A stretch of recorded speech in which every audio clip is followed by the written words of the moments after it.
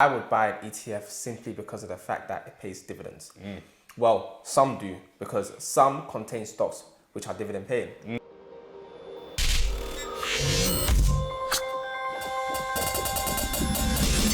Welcome to another episode of Stocklist. In today's episode, we are going to tell you about ETFs. That's right, and that stands for Exchange Traded Funds. So what is that? So an exchange traded fund is literally a portfolio of securities. So a security, for those that don't know, is a type of financial instrument such as bonds, stocks, or other asset classes. Right.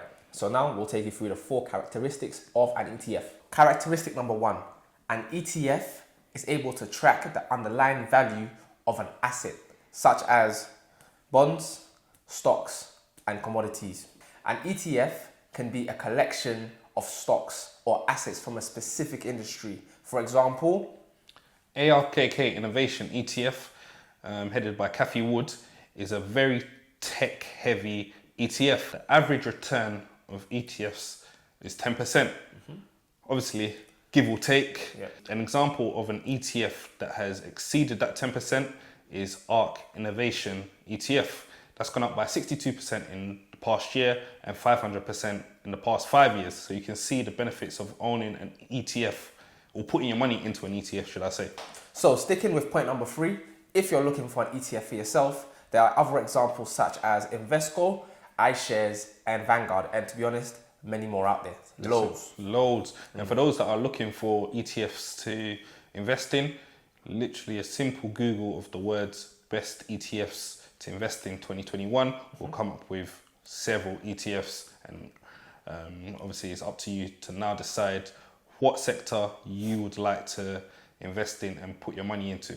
Another benefit is the fact that nowadays you can buy fractional shares within an ETF, so you don't have to own the full amount of the ETF. So you could own 500 companies within an ETF, but not own a full amount, if that makes sense. Yeah, of course it does. Yeah.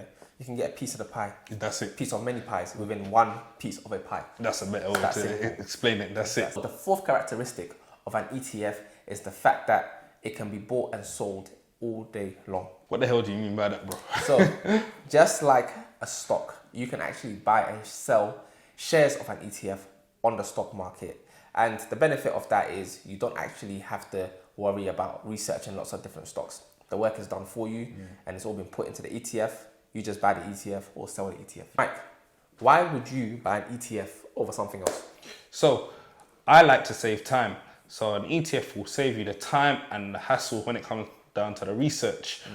And picking stocks. Essentially, you don't have to stock pick, as you have a collection of stocks within one pot. That's the first point. The second point is the fact that as the stocks go up in price, so does your ETF that you've invested in. So you benefit that way. How about you? What's your 2 points? That makes sense. So for me personally, I would buy an ETF simply because of the fact that it pays dividends. Well, some do, because some contain stocks which are dividend paying. So naturally, those dividends come into me. That's it. That's the first reason. The second reason is the fact that ETFs are much cheaper to get into.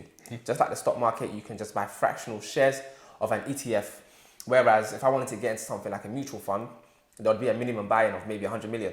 I ain't got 100 million. Or 10K. Or like 10K, for example. Yeah. So the barriers to entry are low. Much lower. So it's just easier for me to get into. So that's why I would buy into an ETF. It's that simple.